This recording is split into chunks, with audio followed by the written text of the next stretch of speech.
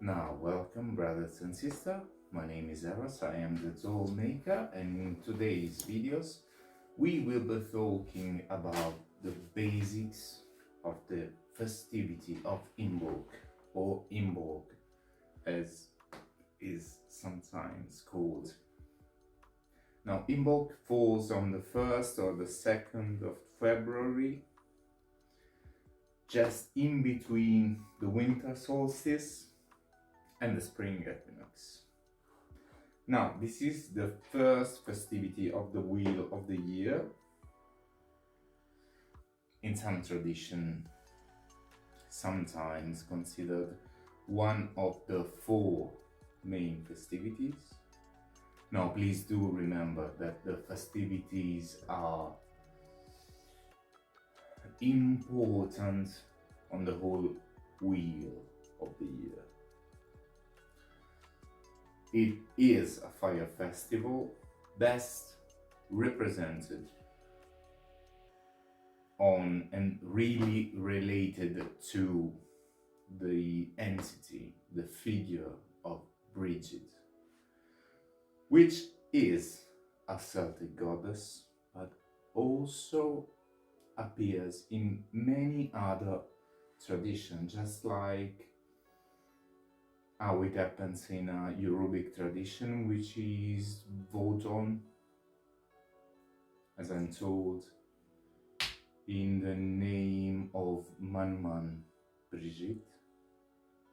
And just like in a syncretic way, she also appears in the Christian tradition as Saint Bridget of Ireland, or Santa Brigida, how we usually call her in Italy in all of its majesty. Please do not mistake Saint Bridget of Ireland with Saint Bridget of Sweden.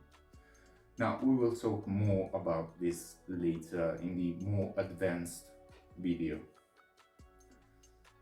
Just as a basic, please do remember always to refer as Bridget, as Saint Bridget, if you want to use the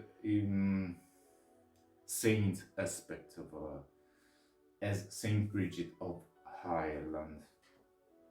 Now, the festivity is about new beginnings, looking forward to the future, looking forward to the spring which is coming.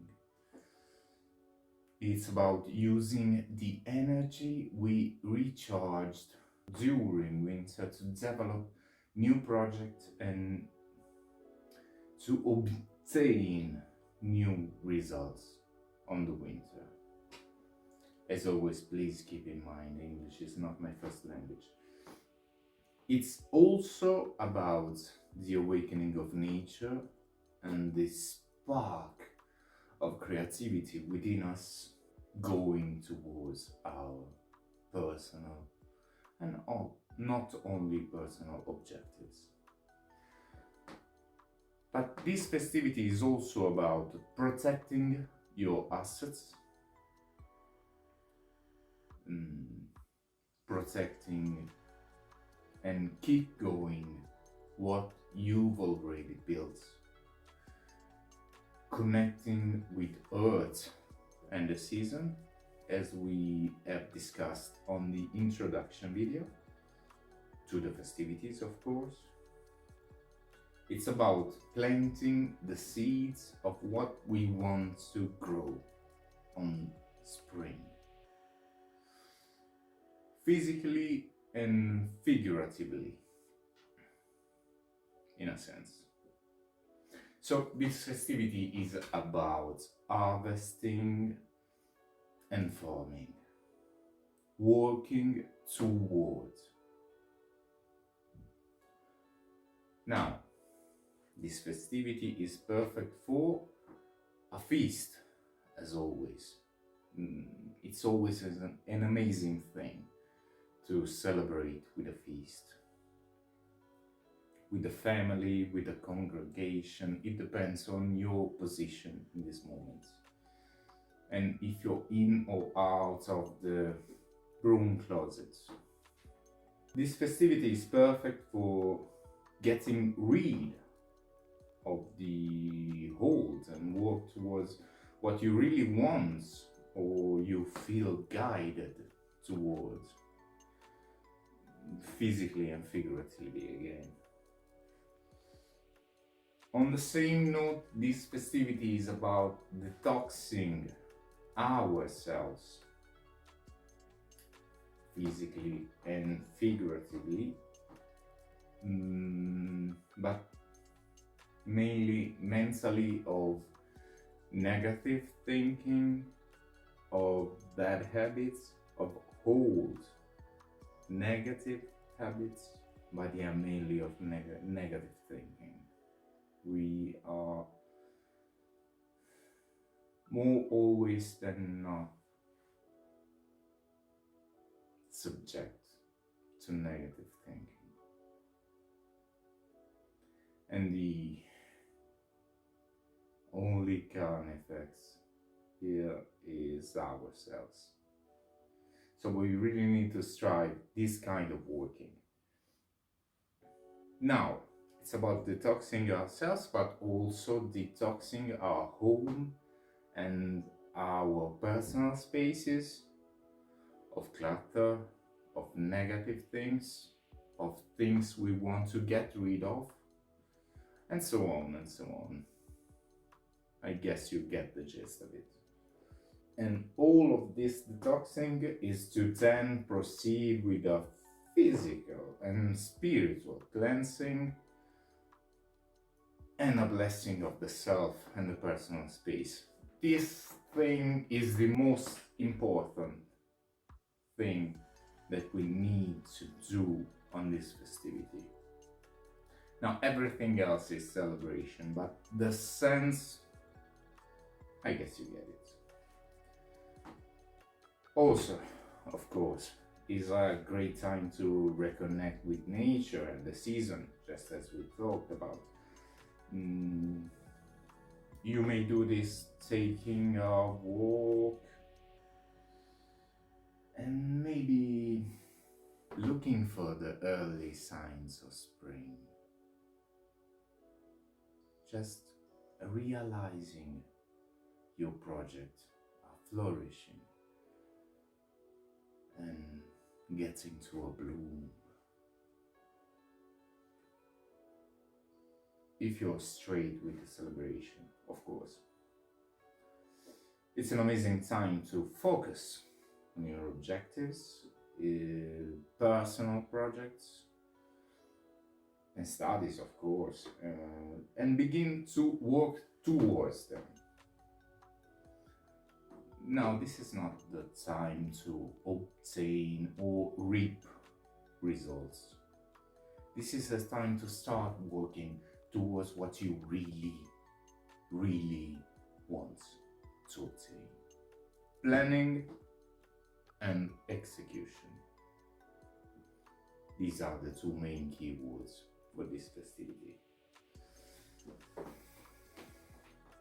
So overall, going back to the essence of the fiery goddess of the forge, Bridget, of course, this festivity is about transformation through fire. Figuratively, this is the fire of desire and passion, which you will need to go inside you to then express and obtain what you really want. Now I guess you're starting to understand why these festivities are so important, especially in this time of the year.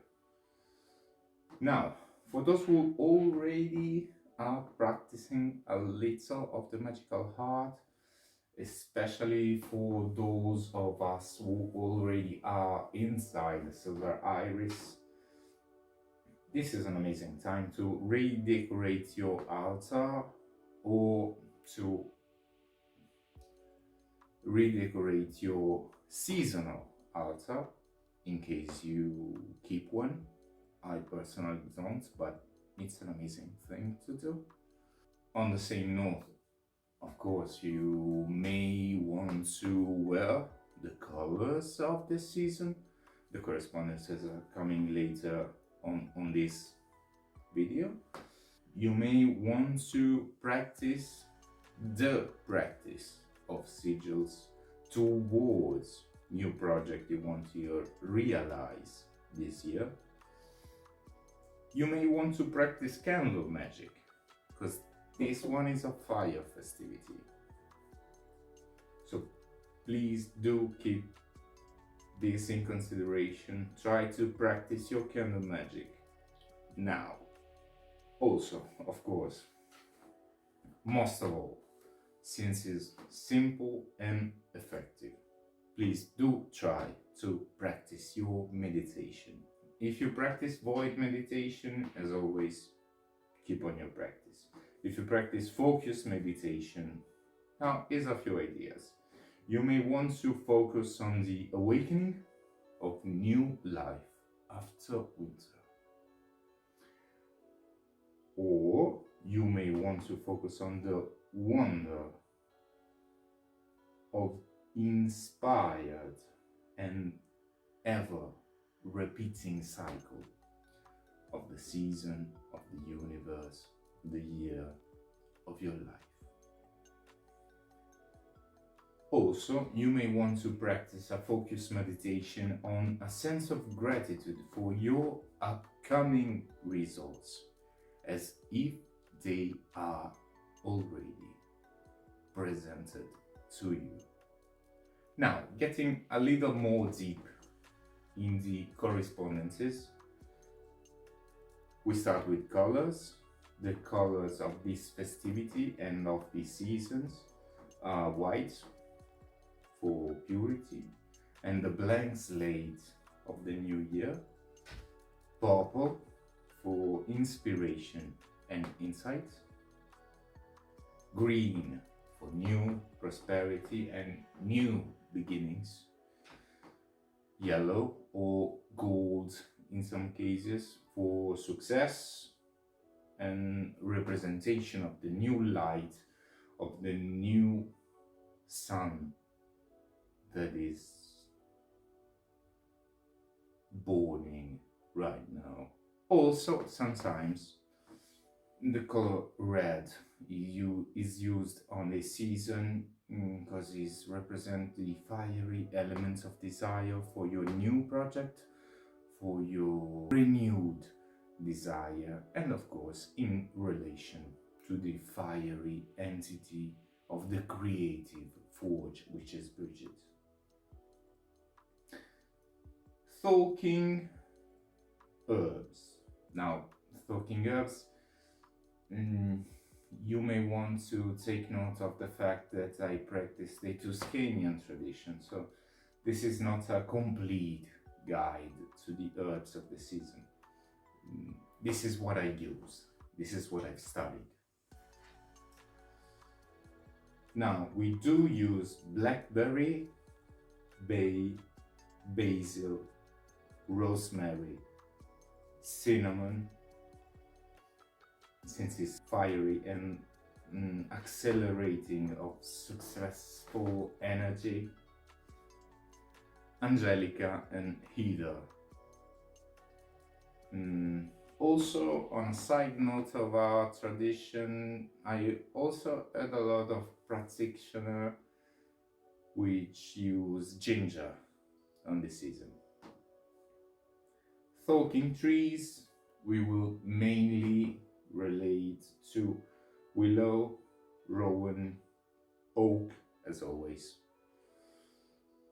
And talking incense, in case you do not already know how to produce seasonal incenses, as always, you may want to use frankincense or myrrh.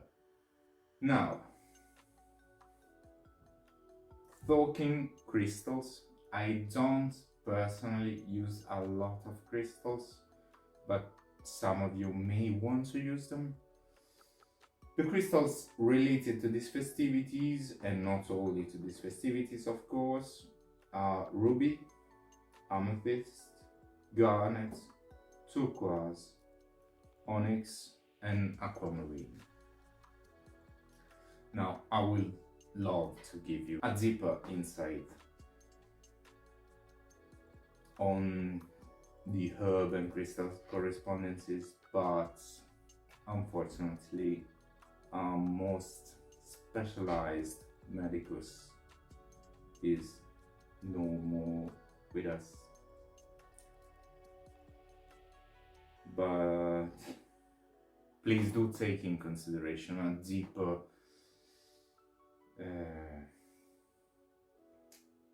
study and insight on the herbs and crystals in case you want to deepen your knowledge in these fields.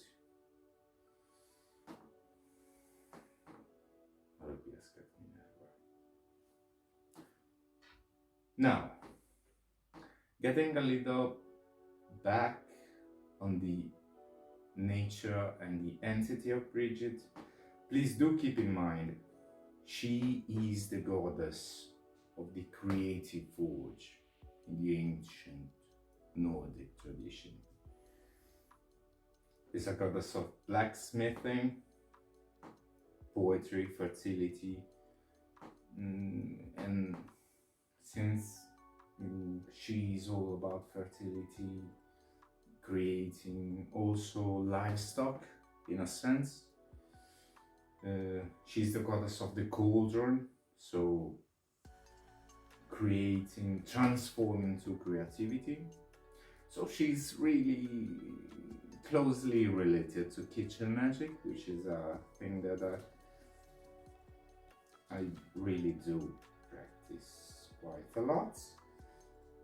She's all about the fire of the home and childbirth, in a sense. I guess we pretty much all know which fiery act is involved in childbirth. Now, we will get into deeper details on the next video, but to connect with Bridget in any of her form in which she appears, you may want to use, of course, prayers and petition, but you may want to use poetry, either yours or of another writer. You may want to use singing, just on the same note as poetry. You may want to use songwriting, just as I thought before. You may want to use blacksmithing, but I will put that on the side. Please do not practice blacksmithing if you're not really expert into it. I don't hold any responsibilities of what you improvise. To get in a deeper rabbit hole, please do check the next intermediate video on Imbolc, which will be available pretty much now. Otherwise, I thank you immensely for your kind attention, and may eternal light shine upon you.